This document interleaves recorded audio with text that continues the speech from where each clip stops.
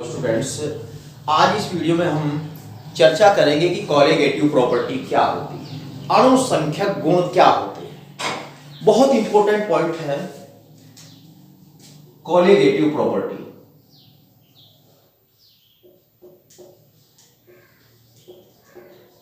Colligative property या अणुसंख्यक गुण। अणुसंख्यक गुण देखिए, समझिए कि ये कॉलिगेटिव प्रॉपर्टी क्या होती है। सबसे पहले मैं बताऊं आपको, जो नॉन वोलेटाइल सॉल्यूट होते हैं, non volatile solute, non volatile जो सॉल्यूट होते हैं वे कॉलिगेटिव प्रॉपर्टी शो नहीं करते, क्योंकि वे वापर फेज में नहीं जाते। वे वापर फेज में नहीं जाते हैं। और दूसरी कंडीशन, जो डाइल्यूट, केवल डाइल्यूट सॉल्यूशन में ही, डाइल्यूट सॉल्यूशन, केवल डाइल्यूट सॉल्यूशन में ही कॉलिगेटिव प्रॉपर्टी शो होती है। ये दो कंडीशन है।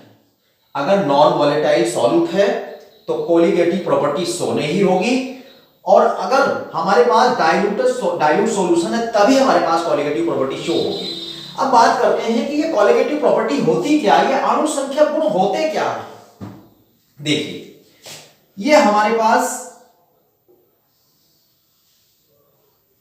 एक हमने वेसेस लिया है और इसमें हमारे पास सॉल्यूशन है। देखिए, ये मैं यहां पर सॉल्यूट की बात करूं,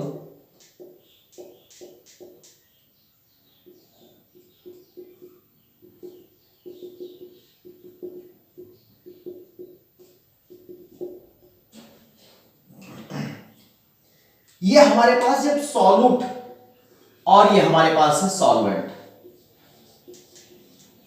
सॉल्वेंट, ये हमारे पास है सॉल्यूट, विलय और विलायक, और हमारे पास यहां जो बनता है दोनों को मिक्स करके ये सॉल्यूशन बनता है। हमारे पास ये सॉल्यूशन बनता है, इसको हम बोलेंगे सॉल्यूशन, इसको हम बोलते हैं सॉल्यूशन। देखिए, जो हमारे पास ये सॉल्यूट, यानी कि जब हम किसी भी सॉल्यूट, कैसा हमारा ये वोलेटाइल होना चाहिए, हमारे पास सॉल्यूट वोलेटाइल होना चाहिए, यानी कि वो वाष्पशील होना चाहिए, वाष्पशील होना चाहिए। कैसा होना चाहिए? वाष्पशील होना चाहिए। जब हम किसी भी शुद्ध विलायक में यानी कि सॉल्यूट डालते हैं तो ये जो हमारे पास सॉल्यूट होता है,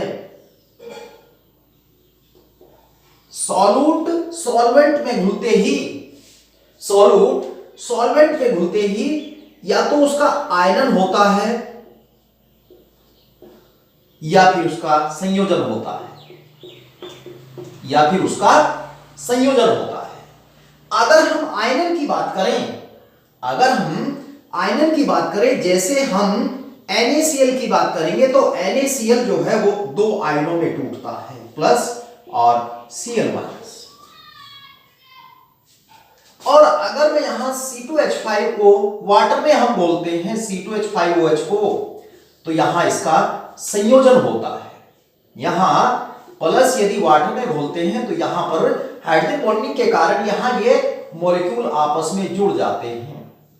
यहां ये मॉलिक्यूल आपस में जुड़ करके एक मॉलिक्यूल बना लेते हैं, C2H5OH और ये H2 एक मॉलिक्यूल बनाते हैं। इस चीज को पहले हमें समझना होगा, तभी हम कॉलिगेटिव प्रॉपर्टी को डिटेल में समझ सकेंगे। देखिए, मैंने बोला है कि जो सॉल्यूट जो हमारे पास होता है वो दो प्रकार के गुण प्रदर्शित करता है, या तो उसका आयनन होता है या उसका संयोजन होता है। अगर आयनन हो तो यहां पर कणों की संख्या बढ़ जाती, दो हो गई है, और यहां पर कणों की संख्या केवल एक है। जो पार्टी सेल हमारे पास है, यहां पर कणों की जो संख्या वो दो हो गई है और ये एक हो गई है। अब कॉलिगेटिव प्रॉपर्टी की मैं बात कर लेता हूं। कॉलिगेटिव प्रॉपर्टी होती क्या है? देखिए, कॉलिगेटिव प्रॉपर्टी जो है यानी कि विलयन के फिजिकल प्रॉपर्टी, विलयन के वे भौतिक गुण जो अणुओं या आयनों की संख्या पर निर्भर करते हैं। अणुओं या आयनों की संख्या पर निर्भर करते हैं। यानी कि हम देख रहे हैं जब हमने NaCl घोला तो इसमें सॉल्यूशन में, सॉल्वेंट में, तो NaCl दो पार्ट में डिवाइड हो गया। तो कणों की संख्या यानी कि पार्टिकल, अणुओं या फिर यहां कण की जो हम बात कर रहे हैं, यहां पर जो हम कण की बात कर रहे हैं या आयन की हम बात कर रहे हैं, तो इसमें आयन दो हो गए हैं, लेकिन यहां पर एक अणु रह गया है। अगर ये बात क्लियर हो जाती है कि हम कोलिगेटिव प्रॉपर्टी को कैसे बताएं, तो कोलिगेटिव प्रॉपर्टी टू टाइप पर डिपेंड करती है, यानी कि सॉल्यूट जो हमारे पास होता है उसकी प्रकृति पर डिपेंड करती है कि उसके पास आयनन होता है या संयोजन होता है। अगर आयनन होता है तो कणों की संख्या बढ़ जाती है, और यदि हमारे पास यहां संयोजन होता है तो अणुओं की संख्या घट जाती, कणों की संख्या घट जाती है। यहां से हम अंदाजा लगाते हैं कि कोलिगेटिव प्रॉपर्टी का।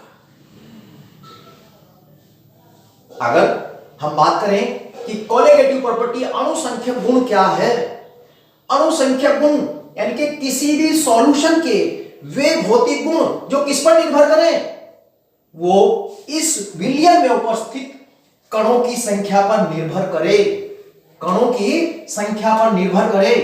अगर यहां पर देखिए हमारे पास जो पार्टी सेल हैं, ये इन पार्टी सेल की जो मैं बात कर रहा हूं, ये जो हमारे पास पार्टी सेल है किसके, सॉल्यूशन के जो पार्टी सेल हैं, सॉल्यूशन के जो पार्टी सेल है इनके इसमें जो अणु या आयन प्रेजेंट है, अगर इनकी संख्या घटती है तो कोलिगेटिव प्रॉपर्टी की भी संख्या घटती है, इनके ग्रुप पर अणुसंख्यक गुण भी घटते हैं। अगर इनकी संख्या बढ़ती है तो अणुसंख्यक गुण भी बढ़ते हैं। अब वो हम चर्चा करेंगे डिटेल में कि कौन कौन सी कोलिगेटिव प्रॉपर्टी होती है। तो स्टूडेंट्स, बात बिल्कुल स्पष्ट है कि सॉल्यूट की नेचर पर डिपेंड करती है कोलिगेटिव प्रॉपर्टी। जो कोलिगेटिव प्रॉपर्टी होती है वो सॉल्वेंट, यहां पर सॉल्यूट की नेचर पर डिपेंड करती है कि उसका आयनन होता है, उसका संयोजन होता है। जब आयनन होता है, कणों की संख्या, आयनों की संख्या बढ़ जाती है तो कोलिगेटिव प्रॉपर्टी भी बढ़ जाती है। लेकिन यदि यहां पर संयोजन हो, सॉल्यूट जब किसी सॉल्वेंट में डाला जाता है वह संयोजन कर ले और अणु आपस में जुड़ जाएं, तो वहां पर कोलिगेटिव प्रॉपर्टी घट जाती है। तो इसलिए बहुत महत्व है कि इस पार्ट को समझना, आपके आयनन और संयोजन को। यह सॉल्यूट पर डिपेंड करता है कि उसका आयनन होगा या संयोजन होगा, और इसी से न्यूमेरिकल प्रॉब्लम निकाली जाती है।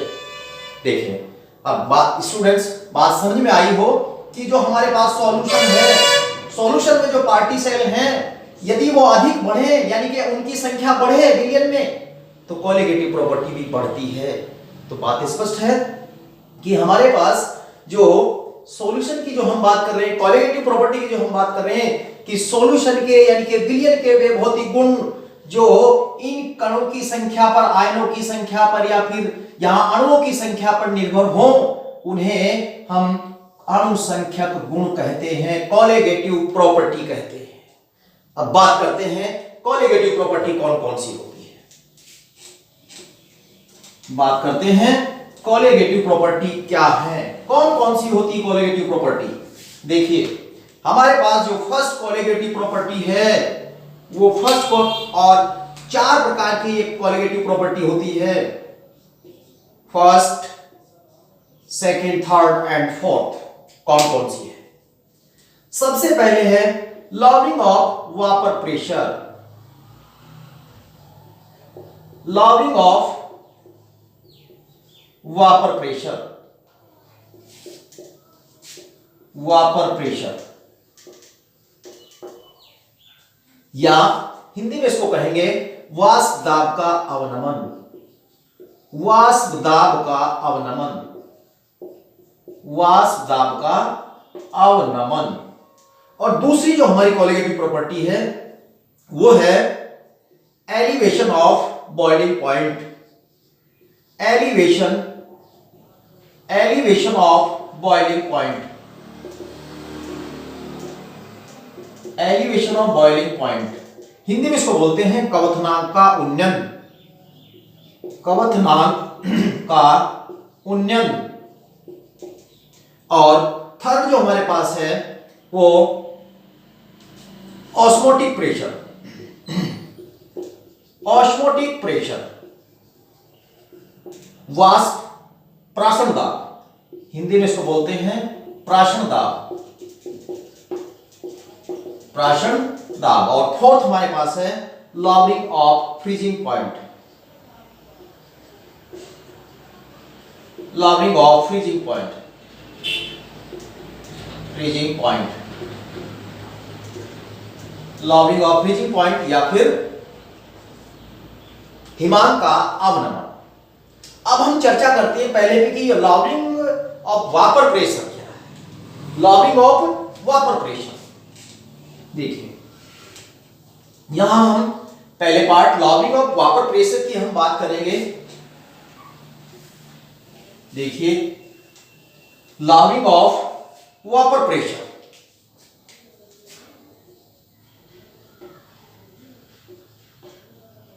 लॉवरिंग ऑफ वापर प्रेशर, लॉवरिंग ऑफ वापर प्रेशर। देखिए, लॉवरिंग ऑफ वापर प्रेशर को आप यहां समझेंगे, ये हमारे पास सॉल्वेंट है,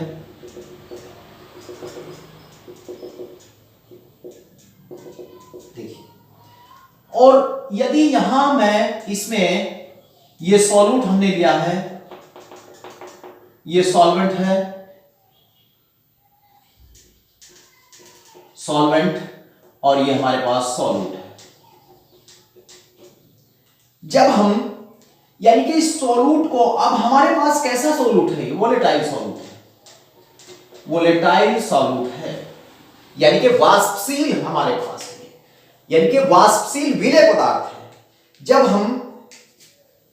जब हम किसी भी, ये हमारे पास सॉल्यूशन बन जाता है, जब हम सॉल्यूट, यानी कि यहां हम देखिए, ये हमारे पास सॉल्यूशन हो गया,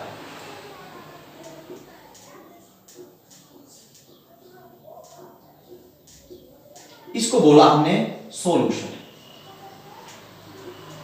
यानी कि जब सॉल्यूट, यानी कि सॉल्यूट प्लस सॉल्वेंट, यानी कि हम इसमें घोलते हैं सॉल्यूट को सॉल्वेंट में, शुद्ध विलायक में, तो ये हमारे पास क्या बन गया, सॉल्यूशन।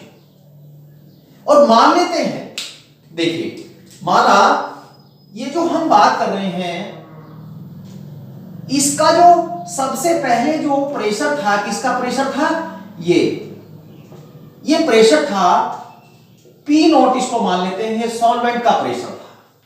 भाई माना सॉल्वेंट का जो प्रेशर है, वापर जो प्रेशर है वो पी नॉट है, ठीक है।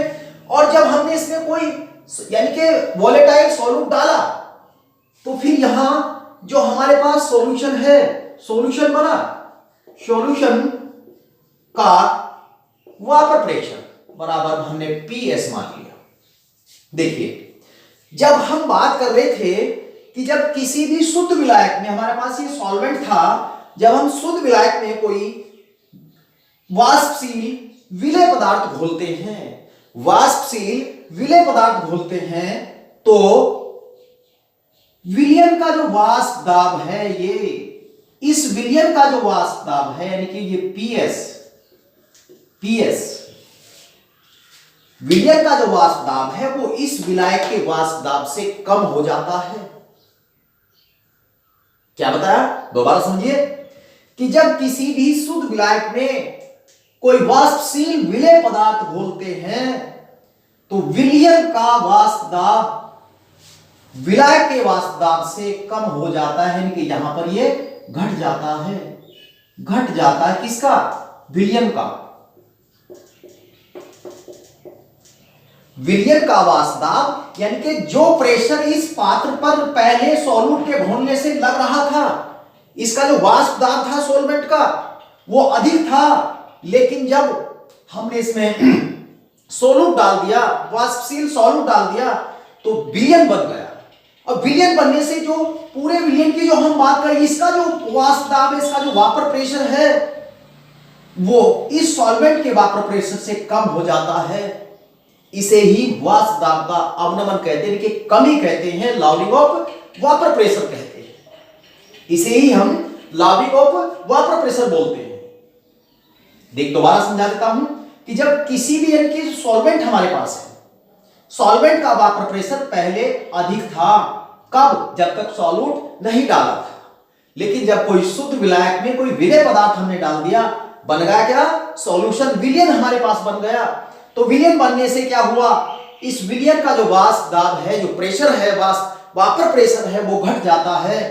इसे ही लॉवरिंग ऑफ वापर प्रेशर कहते हैं और वाष्प दाब का अवनमन कहते हैं।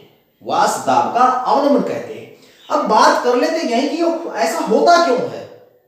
ऐसा इसलिए होता है कि भाई देखिए हमारे पास यहां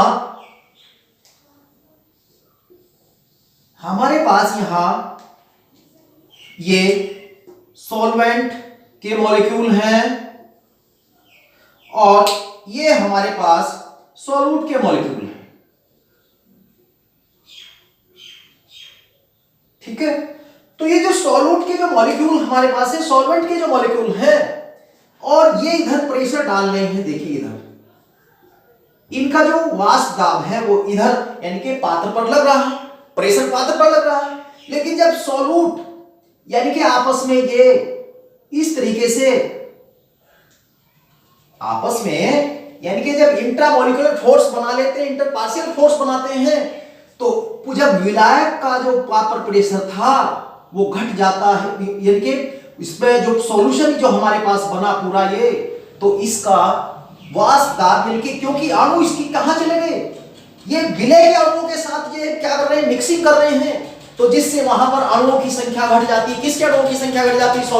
सॉल्वेंट के अणुओं की संख्या घट जाती है, विलायक के अणुओं की संख्या घट जाती है। क्योंकि जो विलायक के जो अणु होते हैं वो विलय के अणुओं के साथ पार्टिसिपेट कर रहे होते हैं, आपस में जुड़ रहे होते हैं विलयन बनाने के लिए। तो वहां पर अब किसके अणुओं की संख्या कम हो जाती है? सॉल्वेंट के अणुओं की संख्या कम हो जाती है, क्योंकि सॉल्वेंट के जो अणु होते हैं वो पार्टिसिपेट कर रहे हैं किसके साथ? विलय के अणुओं की संख्या के साथ पार्टिसिपेट कर रहे हैं, जिससे ये विलायक का जो वाष्प दाब जो है वो यानी कि विलायक के जो अणु होते हैं वो घट जाते हैं, और विलय के अणुओं के साथ जब जुड़ जाता है तो पूरा विलयन बन जाता है, तो उस समय उसके विलयन का जो वाष्प दाब हो वो घट जाता है। इसे कहते हैं लॉवरिंग ऑफ वापर प्रेशर। लॉवरिंग ऑफ वापर प्रेशर। देखिए यहां जो वाष्प दाब का जो अवनमन निकला है, वाष्प दाब का अवनमन, अवनमन कैसे? बराबर विलायक का वाष्प दाब, विलायक का वाष्प दाब माइनस विलयन का वाष्प दाब, विलयन का वाष्प दाब। इस तरीके से हम क्या निकाल सकते हैं? वाष्प दाब का अवनमन निकाल सकते हैं। कैसे?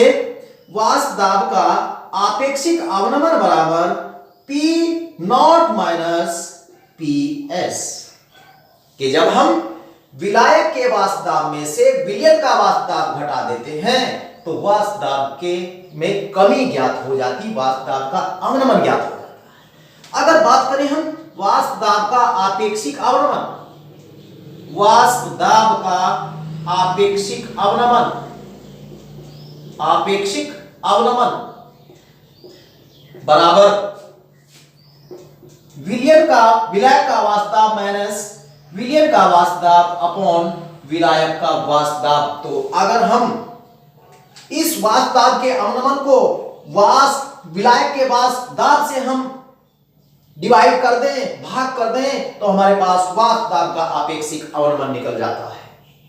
अब बात करते हैं राउल्ट लॉ की। बात कर लेते हैं राउल्ट लॉ की। राउल्ट लॉ क्या कहता है? बात करते हैं राउल्ट लॉ, राउल्ट नियम। देखिए राउल्ट नियम बताता है कि वाष्प दाब का आपेक्षिक अवनमन, वाष्प दाब का आपेक्षिक अवनमन, वाष्प दाब का आपेक्षिक अवनमन विलय के मोल, विलय या विलयन के, विलय प्लस यानी कि विलायक दोनों के विलय के मोल प्रभाज, विलय के मोल प्रभाज के बराबर होता है, के बराबर होता है, विलय के मोल प्रभाज के बराबर होता है। हमारे पास जो हम बात कर लेते हैं विलय और विलायक के अलग अलग होते हैं। अगर हम बात करें विलय के, तो ये जो हमारे पास जो वाद दाब जो होता है वो P A naught into X A, और पी बी विलायक मान लेते हैं इसको बराबर पी नॉट बी और इंटू एक्स बी। ये एक्स ए क्या है, विलय के मोल प्रभाज है, ये विलायक के मोल प्रभाज है। Mole fraction of solute and mole fraction of solvent, mole fraction of solvent, mole fraction of solvent. अब अगर सॉल्यूशन की बात कर लेते हैं तो P nought a x a plus P nought b x B, ये विलियन के वार्ता की हम बात करते हैं। अब देखिए जो लॉवरिंग ऑफ प्रॉपर प्रेशर की जो हम बात कर लेते हैं, किसी भी यानी कि x a plus x B विलय के मोल प्रभाज और विलायक के मोल प्रभाज बराबर 1 के होता है। अब हम यहां बात करेंगे कि ये जो रिलेटिव हमारे पास जो लॉवरिंग प्रॉपर प्रेशर है, राउल्ट के नियम से, राउल्ट के नियम से हम बात करते हैं। राउल्ट का नियम बताता है कि वाष्प दाब का जो आपेक्षिक अवनमन है अपॉन पी नॉट बराबर N A upon N A plus N B, यानी के विलय के यहां हम प्लस एन बी, या इसको दूसरी उसमें लिख सकते हैं हम क्रम में P S upon P naught बराबर एक्स ए। हमारे पास ये विलय के मोल है, ये विलय के मोल है, विलायक के मोल, तो एक्स ए क्या हमारे पास, एक्स ए बराबर है, देखिए मैं P naught P S X A किस किस के बराबर है ये भी देख लीजिए आप। ये हमारे पास विलायक का वाष्प दाब है, विलायक का वाष्प दाब, विलायक का वाष्प दाब, ये विलियन का वाष्प दाब, वापर प्रेशर ऑफ सॉल्यूशन, वापर प्रेशर ऑफ सॉल्यूशन, और एक्स है हमारे पास मोल प्रभाज, मोल प्रभाज किसके मोल प्रभाज है, ये विलय के मोल प्रभाज। तो हमारे पास ये राउल्ट नियम क्या है कि वाष्प दाब का आपेक्षिक अवनमन, वाष्प दाब का आपेक्षिक अवनमन विलय के मोल प्रभाज के बराबर होता है। और अगर हम बात करें ये जो हमारे पास है ये कंसंट्रेट और डाइल्यूट दोनों सॉल्यूशन पर काम करता है, कंसंट्रेट और डाइल्यूट दोनों सॉल्यूशन पर काम करता है। और यदि ये रिलेटिव जो लॉवरिंग ऑफ वेपर प्रेशर है, रिलेटिव लॉवरिंग वेपर जो प्रेशर होता है, ये मोलर मास के व्युत्क्रमानुपाती होता है, मोलर मास, मोलर मास के व्युत्क्रमानुपाती, inversely proportional to the relative vapour pressure.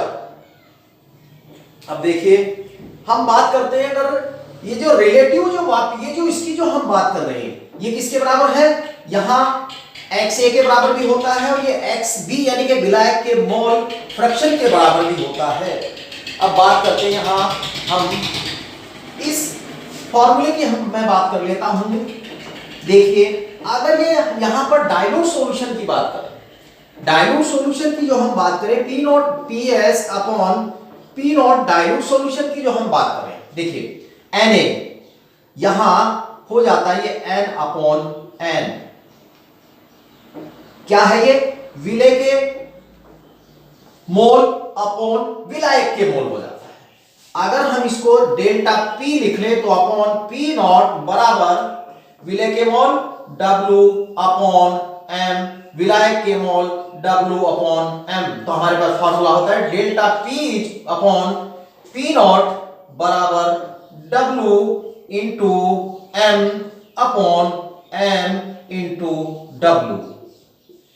ये हमारे पास क्या है, स्मॉल w विलेय की मात्रा, कैपिटल W विलायक की मात्रा, स्मॉल m मैं लिख देता हूं,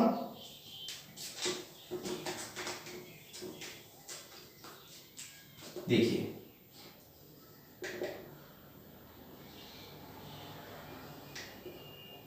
weight of solute in gram, weight of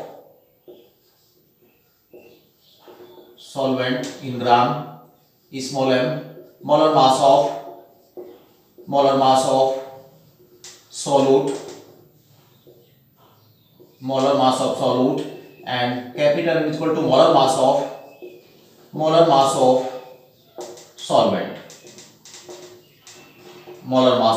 solvent. अब देखिए मैं यहां पर एक आपको न्यूमेरिकल प्रॉब्लम कराता हूं। देखिए स्टूडेंट्स, 25 डिग्री सेल्सियस पर कार्बन टेट्राक्लोराइड का जो वाष्प दाब है, वाष्प दाब वो दिया है 143 mmHg दिया है, और हमारे पास इसमें कोई वाष्पशील जो पदार्थ जो हम घोलते हैं 0.5 ग्राम घोला गया है, जिससे हमारे पास यानी कि 100 ml CCl4 में घोला गया है, 100 ml CCl4 में मिलाया जाता है, और इसका जो हमारे पास जो विलेय पदार्थ है उसका जो हमें दिया है मॉलिक्यूलर वेट जो है वो 65 दे दिया गया है।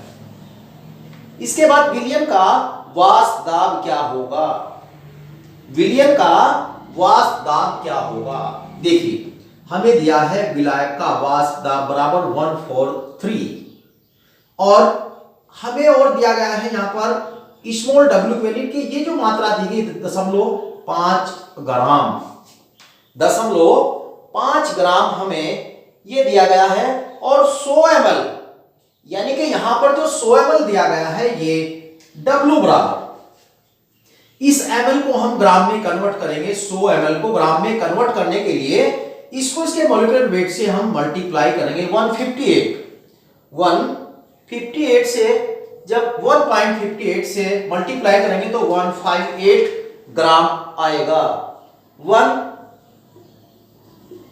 ग्राम आएगा। अब देखिए और क्या वैल्यू दी है हमारे पास, PS हमें फाइंड करना है, PS हमें फाइंड करना है, और जो हमारे पास दिया गया है CCl4 का जो मॉलिक्यूलर वेट है वो मॉलिक्यूलर मास जो दिया गया है 154 हम फाइंड कर लेंगे CCl4 का। देखिए हमारे पास फार्मूला क्या था कि P0 minus PS upon P0 बराबर अपॉन,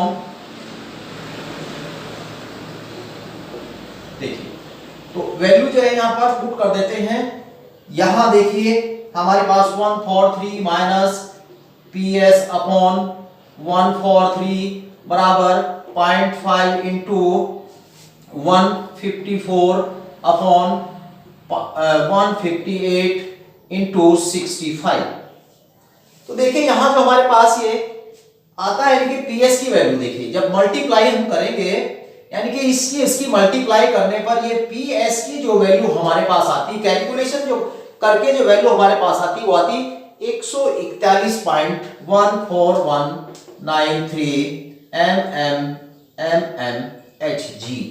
तो इस तरीके से जब भी हमारे पास न्यूमेरिकल प्रॉब्लम दी गई हो तो न्यूमेरिकल में सबसे पहले हम क्या काम करते हैं, न्यूमेरिकल में सबसे पहले हम जो वैल्यू हमें दी गई होती है उनको सबसे पहले लिख लेते हैं। और नेक्स्ट वीडियो में बात करेंगे elevation of boiling point, elevation of boiling point.